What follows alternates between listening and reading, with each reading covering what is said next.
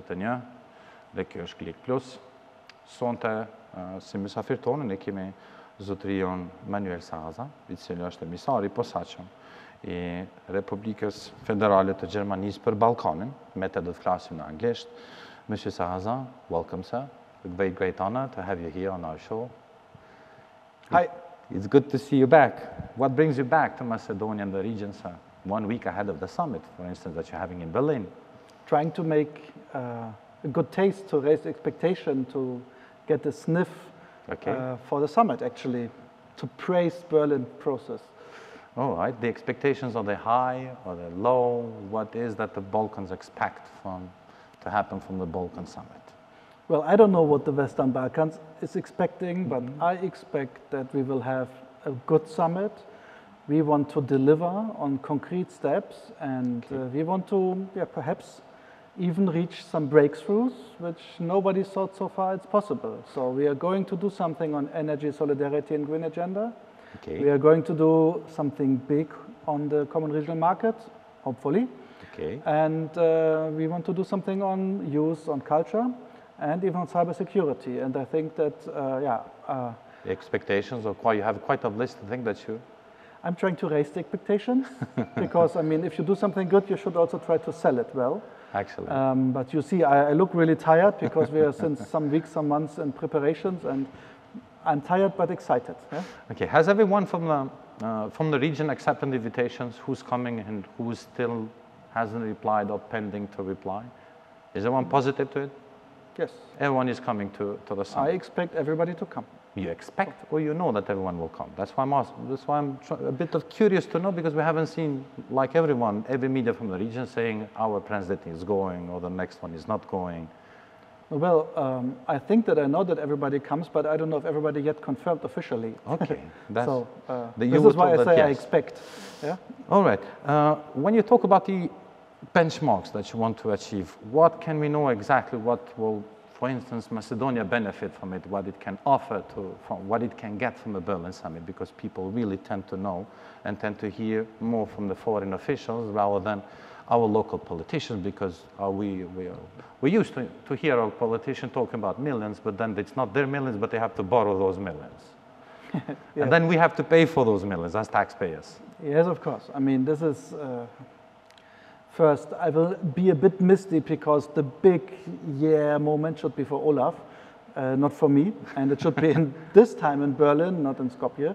Okay. But we want to deliver something on energy solidarity with the clear-cut idea that the region should stick together, but also European Union, the European side should have the region at the table in the first row of answering the tasks and challenges this winter. And also we think about showing some concrete steps of engagement of us regarding the upcoming problems. Yes, and I know it's of course... And when you say problems, what do you call problems? I mean, this winter might be tough in getting energy at the place. But you have the energy solidarity, and you said we have to get ready for the problems ahead. Yes, meaning exactly. You see something that you don't want, that you see it as a problem, that's energy or security-wise, for instance? No, energy-wise. I mean, okay. If there are coming problems up in the winter with questions of supply or with problems at the sites, also with prices, we want to bring in now principles of solidarity and some measures how to tackle them together. Mm-hmm. But what this will be announced in Berlin. And I can just say that when I heard the plans, I thought like, I think this is relevant and this is huge, and people will see, okay, this is something. Of course, it's not always everything, but something relevant we will deliver, I'm convinced. Okay, political-wise, people tend to listen to a lot what Germany and France have to say on the future of the enlargement. We've heard a lot from the Thessaloniki summit, and everyone in the EU talks about the Thessaloniki summit, the clear benchmarks and everything. But then you have one country like the Macedonia's case, when it had to change its name, when it had to negotiate about its identity, about its language. Now we see Frontex today, because it's Wednesday and we are recording this, so it hasn't happened yet. And they will sign it especially in the Macedonian language. So all these compromises that we see on the Macedonian case to happen, to show its clear commitment to the EU, has it been delivered properly, on time, And what do you see as such, the EU and yourself as Germany, for not delivering when it was supposed to be delivered? Because this is the idea that we have in Skopje. You're saying that you will deliver, but then again you have something, I forgot this, or a but in British. Like Inspector Columbo a bit. Well, one more question I forgot. Yes. I can understand this. I can understand this from the Macedonian view. I can also understand it from the Kosovo view regarding visa liberalization. For instance. But giving up is not the option, making it better, right? No, I'm talking about delivering, not giving up. I'm not saying that you're giving up, but delivering what you say that you will deliver. On the summit, we are going to deliver, and you will see. We want to deliver on these energy questions. We want to deliver on common regional markets. Our aim is that the 6 will sign the 3 agreements on mobility in the Western Balkans on the summit. Next week, Wednesday, all 6 sitting together, signing the agreements. Yeah? So this is our aim. Yeah? Okay. And of course, you never know what happens until actually not only it's signed, but the ink is dry. Yes, indeed. But this is our aim, and we are very hopeful that it will work out, and this will be a big signal the region can stick together. In these difficult times, the region can come together on a piece of paper to agree on regional cooperation on a European path.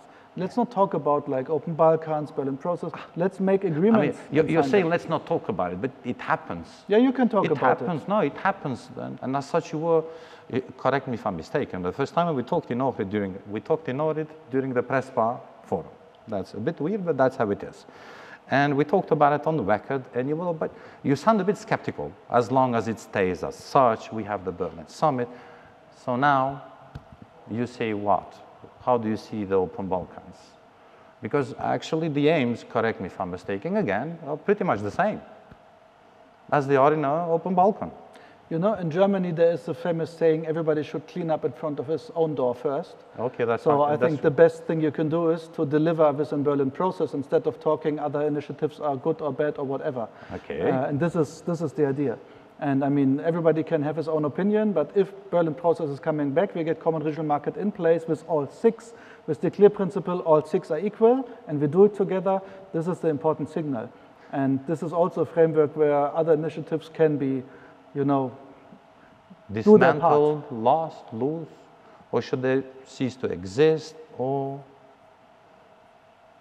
you really don't want to talk about it, the open Balkans? What should it happen with it? I spent my time in trying to deliver something which everybody likes. Yes, and but you said to come back to the summit.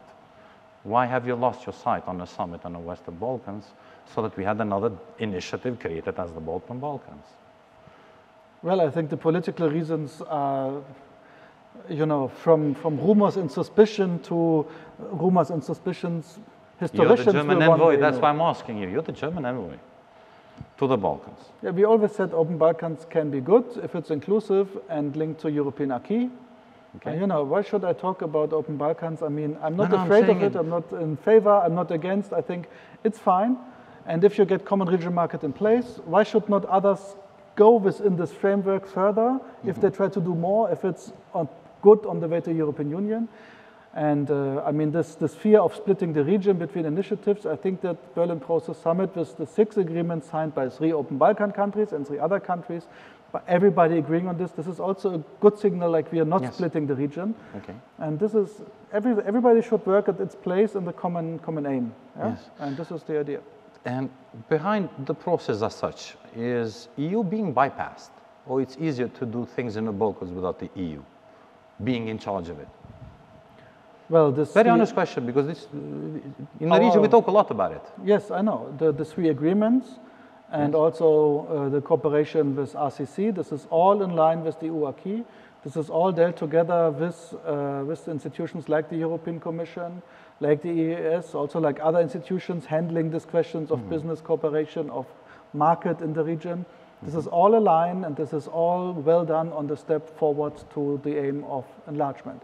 So this is the idea, to put something there which is helping everybody, which is in the interest of everybody, even if you might have different opinions on questions. On this you can agree, and it's only positive. Yeah? No, of course. That's one thing. Are you bypassing EU? No. And why is it so? No, EU was engaged in this. Yes, but it's not moderating, it's not in the forefront of the project. all the idea of Berlin process is bringing the region more on the track towards the EU. So EU accession is all the sense of everything what we do in the region. Are you going, in any way, shape or form, going to accelerate the Western Balkans to the EU? I mean, we have the Foreign Committee of the European Parliament recently, which adopted a new strategy on enlargement. Will you back it up, as Germany said? Yeah, well, I mean, it's always important to be up to date on these topics, but my aim is now really that we deliver. This is the best, to show concrete benefits for the citizens by having no ID card, traveling with ID cards only in the region. In the region. You know, and that people can see, okay, something concrete for us is positively developing. And we want to develop more for us, more, sorry, putting German inside. We want to have the Berlin Process Summit and then go on with this idea and bringing concrete delivery for economical actors in the region, for citizens. Okay. This is the best way in bringing enlargement on track, creating positive momentum and letting the people see that something is developing positively. This is why visa liberalization with Kosovo is decisive as well. And we can have a really, really positive impulse in the region only if we also deliver on that, because for the citizens in Kosovo, they wait with good reason to finally see that this individual benefit, that these processes are bringing benefits for their actual daily life. Perhaps not for everybody every day, but for almost everybody someday in his life. Or her life. But you're linking the visa liberalization with the summit on the 3rd? No. You're not. Okay, because I wanted to be clear about it. It's just the freedom of movement in the 6 countries with ID cards, like the Kosovans, myself including, couldn't travel to Bosnia without a visa, without and so on, such, and now I can do it, but it's not visa liberalization. And talk about the visa liberalization being promised for 13, 14 years, don't get me wrong, that's at least what I remember, I recall as a journalist. Your minister said it 2 weeks or 3 weeks ago in our television, it will be by the end of this year. Do we have anything more concrete that the Kosovans can hear about from you, sir? No, we don't have anything more concrete. We have the really concrete point that Germany is the biggest advocate of visa liberalization in the European Union. We stand in for that and we try to convince our European partners. And we really wait for having decisions positively done soon, but this is all what I can say. Yes. No, but because what we were told in Kosovo, it was like France, Paris was against it because they had some conditionalities which they needed Kosovans. Is it as such? Is it something that you cannot settle with, Germany cannot settle with France so that they can jointly deliver it to the Kosovans? Well, the German position is clear. Yes. I don't know yet what will be the outcome of the meetings and the respective working groups handling this, being responsible for this. The situation between Germany and France in the moment is not only love, as you perhaps recognized. So we'll talk about it. Since Kosovo is not the only issue that you don't agree with France, we are talking a lot as medias about the Franco-German proposal for Kosovo and Serbia settlement. And your comment about is what, sir? Well, I mean... Paper, settlement, proposal, non-paper. What is it exactly? What do you make of it? Well, it's always that what the parties do out of things. I think it's an idea which has been promoted, and there was a lot of media attention on it, and as far as I... For reason or not? Was it reasonable that we give attention to it? I think it's helpful. Okay. So you're not saying that it's not, that it doesn't exist? I'm not saying that it doesn't exist. I think the debate is very helpful. Very helpful. Do you expect any breakthrough on the 3rd during the Berlin summit on the issue? Will Chancellor Scholz have a meeting with both President Vučić and Prime Minister Kurti and talk more freely, if I may say, more openly about it, and that we might have a positive outcome out of it? Are you aiming as such? I hope for a breakthrough on the common regional markets. Okay. But on this specific issue, because you're not answering the questions. I tried to not answer. I mean, let's be a bit more concrete. I'm coming into your show, I'm knowing that you not let me out so easily. No, it's not. I'm not that here. I'm really keen to hear for your answers on the question. Is there any breakthrough really happening on it? you have to ask those ones who are handling this at the first hand. The chancellor perhaps could tell you better what he will, Yes. his kind of talks will be in the surrounding of the summit and if they will take place, or you should perhaps ask Miro Lajčák. I mean, and this I have to say, I mean, like, Lajčák is an old fox, you know, never underestimate what he's doing. Sometimes you don't get the clue on the first view, but usually there is a clue inside, even if you don't see it at the first sight. So I think it is really helpful that this debate is there, that the ideas are on the table, they are bringing all sides to move, and also to be more clear on what is the idea of the future. But I cannot forecast the outcome. You're putting on the table Mr. Lajčák. Yes. We're talking about the Franco-German proposal. Are we? Is Mr. Lajčák as well part of it? So we can say that this is a three-partite. Well, if I got the media right, there were 3 guys traveling down Indeed. on this travel where some people have to Yeah, but we call it Franco-German. We call it the Franco-German proposal. Yeah, perhaps the region is always really keen on having something Franco-German or German-German or US-Franco, and sometimes forgetting European institutions. Okay. So is it really, as part of it, one big part of it, because we heard President Vučić, as you read the clippings, we have seen as well the clippings, when he said that they're offering us a quick access to the EU. Correct me if you haven't read or you haven't seen the proposal. Maybe you have, because we didn't.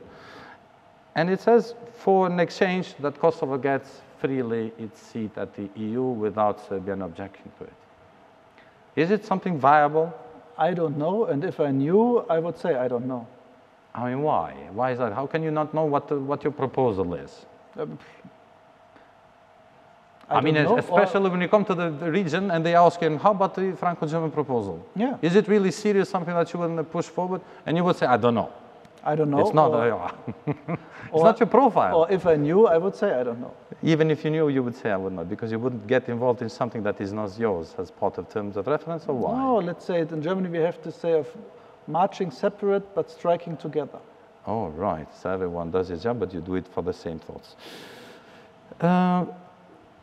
As part of the Serbian and Kosovo problem, now we have an issue of the north, which is being quite problematic for some years and never integrated in the whole new Kosovo life.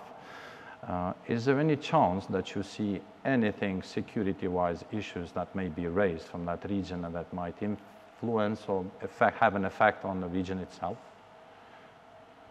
Well, I think that it's in all our interest that the end of the month is not causing major incidents or problems. And that ahead of the summit, even? Ahead of the summit, but also in general. And also on 2nd, there is some decision scheduled, as far as I know, in Security Council. Yeah, so, and I mean, on the other hand, it's clear that the legal position of Kosovo has a clear base. But also the question is how well you get something in that sense on the streets. Mm-hmm. Yeah? So I think it's clever to be principled and flexible on that for both sides. And I mean, for both sides, it's Kosovo's decision. They need to change their decision, or you know, there are debates on this taking place. Miro is talking with them.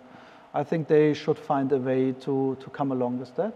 But the question on trouble is not always only Kosovo's decision, right? Okay, meaning? No, both should do whatever is necessary to have a principled but flexible approach, which in the end will lead to no trouble. Well, that flexible, how can it be interpreted? So, because you're leaving it very, very wide open. Flexible, if I may, be more practical, be more to the point. Are you saying that Serbia should agree that yes, in the north we ain't going to pose troubles, and Kosovo say, for that reason, all right, we will postpone the implementation of the decision and not make it to the 30th, but for the time that we agree, Vučić and I. Is that what you call flexible?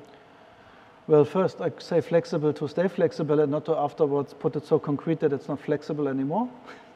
Well, that's very deep. Now, be more concrete, please. No, I will not be more concrete on this. They are talking about this. I'm hopeful that they will find a way how to become, to get to a solution which is not causing trouble, but making everybody being appointed with the situation. And that's it.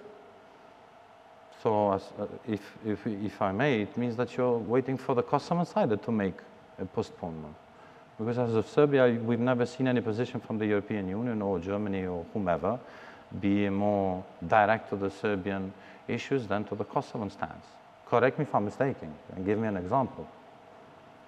I would have some examples, but I'm listening. no, it's I'm like, listening. Yeah. Listen, I would say that the dialogue was handling this issue for quite a long time. Yes. And there was a clear position on, like after they couldn't agree within the dialogue on what Kosovo can do, like on own stance regarding this. And I think the legal interpretation is quite clear. Kosovo has the right to do these measures. Yeah, this is clear. But of course, it should be done in the sense that it's successful and also that it's not, causing troubles which are too big. And for this, we need flexibility. What this means, flexibility, is of course a question which should be debated like with the guys who are handling the dialogues. This is especially Miro. And whatever I say is mainly following the line that do what he says. Yeah. Don't do what he does. Member states are standing behind the EU special representative because we are the member states and we are a part of the big machine EU, okay, and not other way around. And second is, of course, it must be also a kind of flexible solution which is having Kosovo not breaching the principles which they are relying on, which have been also already before acknowledged by us. Yeah? Which principles are you talking about? Now, the legal base is, of course, clear. I mean, there was a try to find a common solution on this, and it was not possible, and this is why Kosovo can undertake measures. Can undertake measures, but I think that they should be done in a way that they are also functioning. They are in a different timing, then? I mean, there are many ideas on the table. Mm-hmm. I will be fine with the solution which is found, which will make it without trouble possible. Can it make any, what are the troubles that it can make if it implies as such and doesn't change till the Berlin summit, sir? Can it jeopardize any plans that you've made? Well, I mean, how shall I answer on this question? No, I mean, you have a plan A. You're a diplomat, sir. You're a diplomat, I'm not. As a diplomat, I've followed the talks, the Ahtisaari talks, and then the Troika talks between, yes, I remember those diplomats, they always had A, B, C, D, even E plans. Yes. So my answer is, I have a feeling that in these days and weeks before the Berlin summit, we had somehow, it happened that we created a positive atmosphere where different people sticking together on projects, although they don't agree on a lot of other things. And I have a feeling that it is really a positive atmosphere in this moment created. And I don't know if trouble can jeopardize the summit or not, but for sure, let's do everything to have this positive atmosphere as long as possible taking place and to bring as much as possible of projects of regional integration to the dry shed to have them forever there. This positive atmosphere might not stay forever. Usually in the Western Balkans, earlier or later, positive atmosphere is over. But we can all do our thing to have it as long-lasting as possible and try to deliver in the meantime. There is clearly political will. I saw political will from the Serbian side, from the Kosovo side regarding communal regional market, like also from all the other four sides. This is a magic moment to a certain extent. Let's not lose the chance. Let's not lose this atmosphere. Even if perhaps losing the atmosphere will not like letting all turmoil, but it's much better to have, I think that all sides think that, okay, this is a momentum where we can reach something and where we must reach something. Difficult times are coming up. We have a war in Europe. Show that this region can come along. We don't have to get everything fixed immediately, but in some procedures we can come along.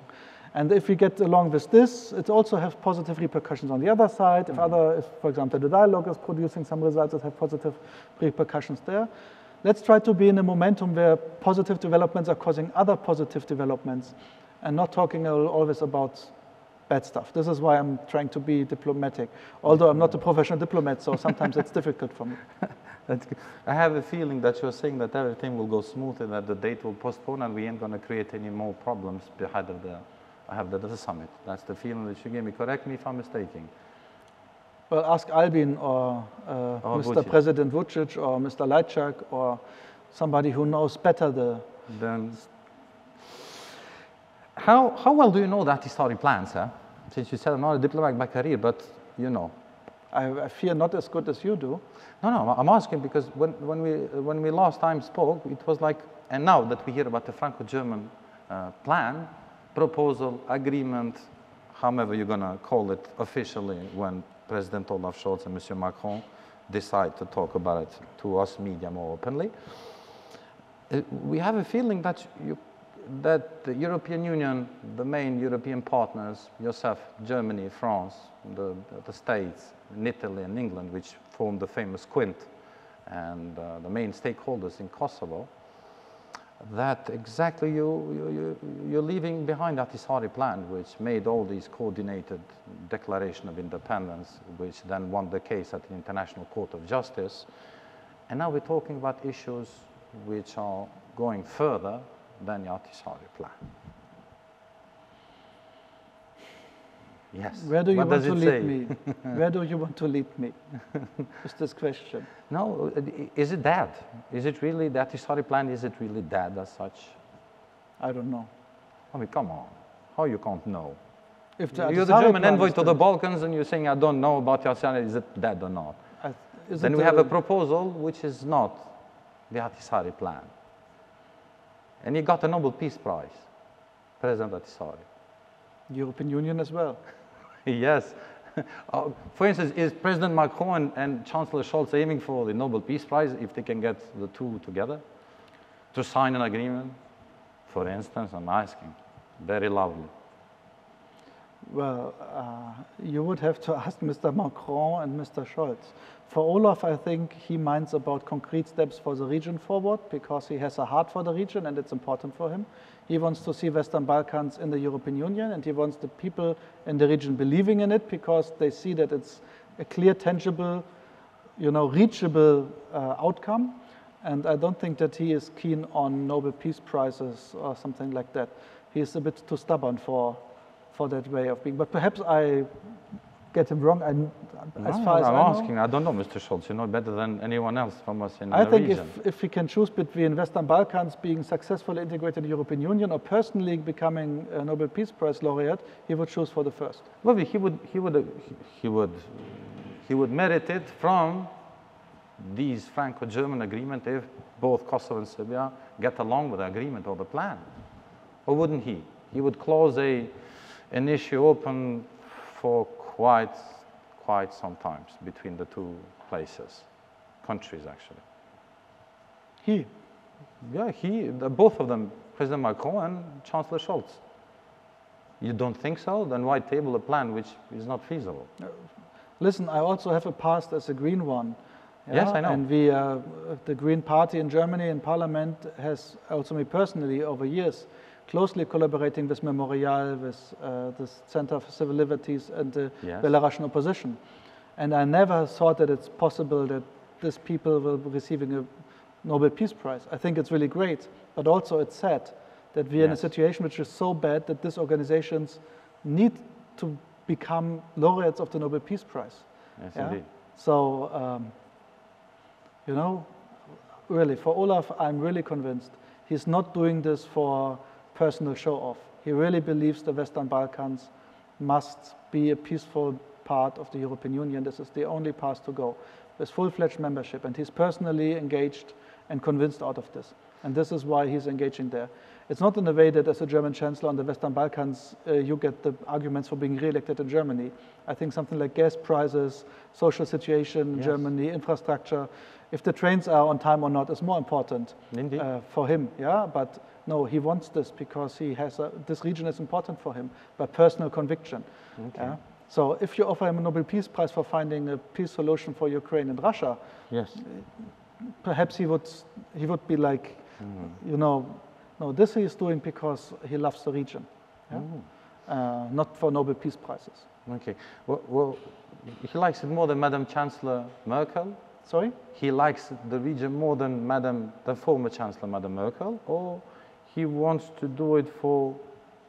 I'm very honest when I ask you, because you know both of them. You knew, actually knew when Madam Merkel was there. We from the Balkans, we know it very little about. And so he's more keen to the Balkans. He wants to make the wrongs right. Is it that? No, I think that if you wake them up in the night at 3 o'clock and just ask them a question on Western Balkans in like separated rooms, Yes. they would answer probably quite the same on the general outlook, Okay. yeah, on the personal conviction, on the importance, why they like the region. But of course, it's in the way that when you're coming after 16 years chancellorship of Angela Merkel, you can try to be continuity on that what she did right. But there were perhaps also some things were not perfect done. You can try to make it even better. And I think this is the assessment of this government. So it is clear that there was an important position of the Grand Coalition, also of the former governments in Germany on this region, clear sticking towards European enlargement, for example. Berlin process is the baby of Chancellor Merkel. And now we go on this track, but of course we also try to do even more and even better, but not in a concurrency, just in a, Okay, it's good to know. Have you met with the civil society in Macedonia? Yes. And what do you make of them? Have they changed their opinion? If I change their opinion? No, have they changed their opinion on the France's proposal, as we call it, on a language issue? Well, I don't know if I met all of the civil all of society. Those who were against. I don't know who was pro from the civil society, since I don't know whom you met, so we can talk about even in details about it. My feeling is that this really tough debate also within civil society on the French proposal, which caused a lot of wounds and trouble for all of them, calmed down a bit. Yeah. And I think it's really important that those ones who are in favor of European accession, they still know, even if sometimes they perhaps have different opinions, in general they are pro-European. Okay. I'm really convinced that the path of North Macedonia towards European Union has to be continued. Okay. And for this, I think the French proposal, especially the second one, was good within the circumstances.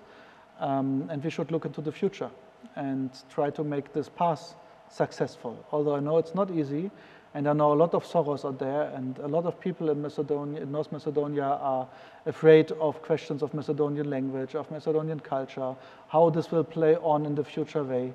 And let's try to be constructive with the sorrows and try to answer them in a productive way, and not look too much to what was the dispute in the past, dividing also the pure European forces. Yeah? Right.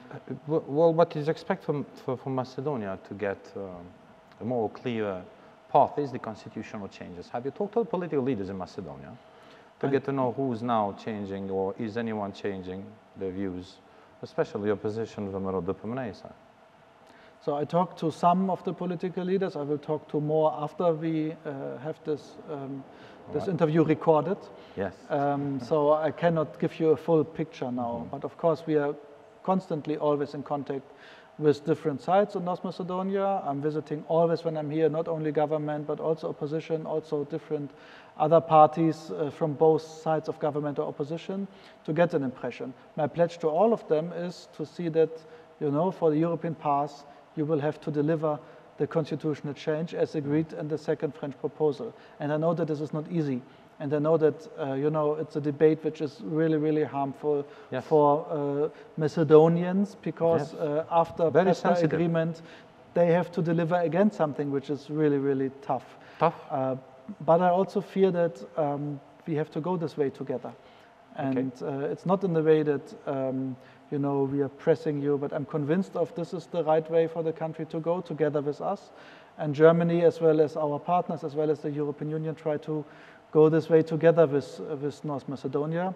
And we know about, as I said, the sorrows, about identity being not recognized, about language not being recognized. And I can say that we, as Republic of Germany, we know about the Macedonian language, we know about the Macedonian identity, we respect it, and we also recognize it, and we are also vocal on that. Okay. And what do you make then from Mr. Christian Michalskis, as the chairman of the Dupămânei, that he's looking for guarantees from the EU that we will not have the Bulgaria again blocking us? Well, what does it mean, guarantees, first of all? I have the great advantage that this recording is taking place just before I'm going to meet him, so I can easily I didn't know to tell him, because I met him before, because he was in our restaurant. I saw him before coming to the show. So I forgot to ask him about what is exactly the guarantees. So you're going to ask him what is he really wants as guarantees? I will always ask everybody to explain ideas and to try to, I mean, you know. ideas. He's saying, I need guarantees from EU that Bulgaria will not repeat again and block us. Yeah, and I haven't heard yet how this exactly shall be designed by his proposal. And yet I had not the real idea how this could look like with my experiences in the European treaties. But I'm looking forward to hear some more on that. And let's see then. Okay, because you need 80 in Macedonia. Our parliament has 120 seats. You need 2/3, 80 to change the constitution. I have plenty of officials from the government side telling us we have 74 or 72 MPs. It's like they need 6 or 8. So if it's 72 or 74, 6 or 8 MPs. Have you in any way talked to any of the MPs from Vimmer or Dupemne, which, by the way, I don't know if you know or not, you had Mr. Mickovski sending them to sign that they won't, or that they will return the mandate if they vote for the changes. I'm talking. No, this is politics in Macedonia. I'm talking with MPs from all parties in Macedonia, more or less all parties. I think Levica I haven't met yet. That's interesting. So, but there are different occasions to meet with people also from Vimro de Peme. They also have like organizations like Konrad Adenauer Foundation where they make meetings and then we meet. And it's always important and good to talk. And we are talking to everybody, which doesn't mean, of course, that we always agree with everybody. This would be difficult. If we always agree with everybody, something would be wrong with us. Yeah. Yeah. But the issue is, do you talk in person with opposition? Yes. Members of the parliament? Yes. Okay. When you talk to them, they give you a sense that they would vote for the changes or not? Because I'm talking to you 6 or 8 MPs. Now, mathematics is very important in this case. They don't report to me about their future voting. Yeah, but you ask them. I assume that you ask them if it comes to the parliament, will you vote or not? Well, sometimes in the Western Balkans, it's more clever to not ask the straight question. To say what you like, but not to immediately want a result. Yeah, I think it's sometimes perhaps some big member states from the European Union come to countries in the region and say, hey, we meet the first time, deliver me that, bye-bye. And I think sometimes not only the content, but also the style can be a problem. Yes. So sometimes it's important to say, I'm convinced this is right. Let's talk about this. You know my position, but I also listen to you, and let's stay in touch. Yeah, you said that you're not a diplomat by career, actually. You said that you're not a diplomat. In fact, I'm historian by career. Yeah, very, very diplomatic. In 10 years, we can make a show, and I can analyze what. Yeah, we will. Trust me, I won't change television. One last issue. We have a very big pending red light on our head. Why? I'll explain you. We have the Human Rights Court in Strasbourg, which is about to deliver a decision on cases of abolition made by former President George Ivanov. I don't know if you remember here or not. Abolition on a number of senior officials. I mean, really senior officials. It's unbelievable, and then it went to if it comes back as a decision, we might see, for instance, I'll be very open, we might see Mr. Gruevski coming to Macedonia on a white horse as a hero. If the Strasbourg Court decides that the abolition of the decision by the president was rightful, constitutional one. So you see how much the country depends on such a decision. We have all the former seniors, which are in, some of them even in jail, now very few of them in jail, not all of them in jail. And Mr. Gruevski coming back as a fugitive, well, as a hero from Budapest to Skopje. What do you make of it? It's like you're waiting for it.